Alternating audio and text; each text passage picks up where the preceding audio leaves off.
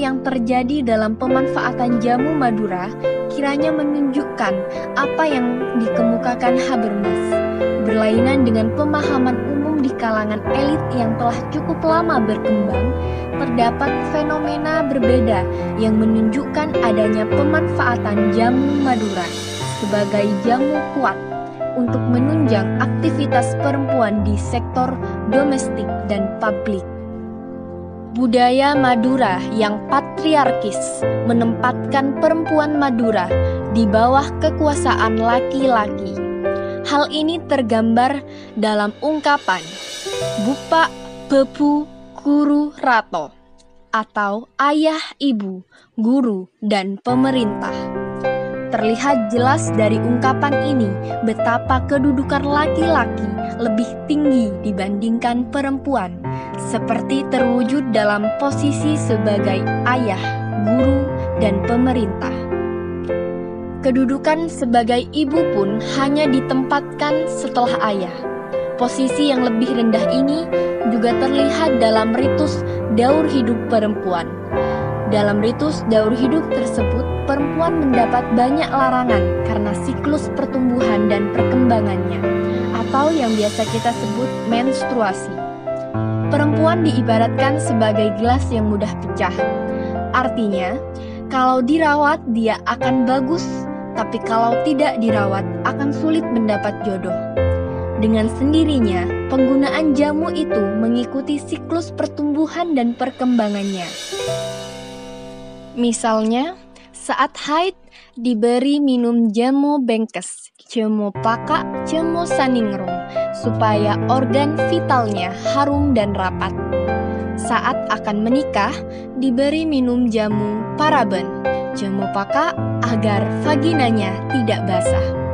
Saat mengandung, minum jamu celep atau dingin, supaya kandungannya kuat, membantu pertumbuhan janin dan metabolisme darah lancar agar mempermudah persalinan. Setelah melahirkan, perempuan diharuskan minum jamu bebeje untuk memperlancar air susu, jamu ronronan, jamu paka, jamu latek untuk mengembalikan kondisi seperti perawan, serta menggunakan parem bebe berupa beras, jahe, masoji, merica, air cuka yang dioleskan ke bagian perut ke bawah dan bedak tabur yang dioleskan ke bagian wajah. Di sisi lain, laki-laki saat memasuki puber diberi minum jamu lanceng dan pada saat menikah diberi minum jamu angak. Dalam perkembangannya, kemudian relasi laki-laki dan perempuan yang timpang itu pada akhirnya menentukan interaksi dalam kehidupan rumah tangga. Relasi laki-laki dan perempuan kemudian berubah menjadi suami istri yang syarat makna sosial.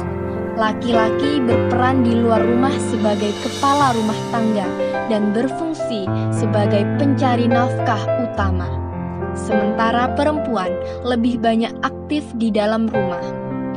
Meskipun membantu suami di luar rumah, peran perempuan tetap dianggap sebagai peran sekunder yang bertugas membantu suami sebagai pencari nafkah utama.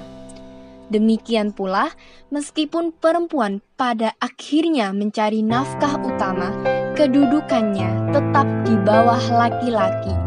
Artinya, pemegang kekuasaan dan penentu keputusan tetap terletak di tangan suami.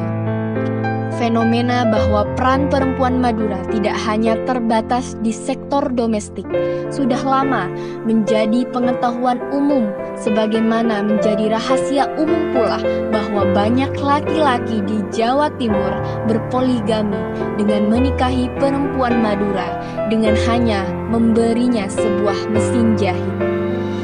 Kerap kali terbukti keluarga kecil itu dapat hidup hanya dengan menggantungkan diri pada penghasilan sebagai penjahit. Ketika suami memilih berpoligami, sang anak tetap dapat hidup dari penghasilan ibunya yang bekerja sebagai penjahit. Peran perempuan Madura yang aktif baik dalam sektor domestik maupun publik pada gilirannya membawa konsekuensi logis pada pemanfaatan jamu Madura. Pemanfaatan jamu Madura yang lebih banyak dilakukan oleh perempuan tidak lain merupakan konsekuensi budaya patriarki ini. Penelitian ini mempelajari keterkaitan antara pemakaian jamu Madura sebagai cara mempertahankan monogami, minum jamu yang dimanfaatkan untuk kepuasan hubungan suami istri bukanlah satu-satunya faktor untuk mempertahankan monogami. Karena masih banyak faktor lain, misalnya komunikasi dengan pasangan dan juga membantu mencari nafkah yang harus ditunjang oleh badan yang sehat sehingga dirasa perlu untuk minum jamu.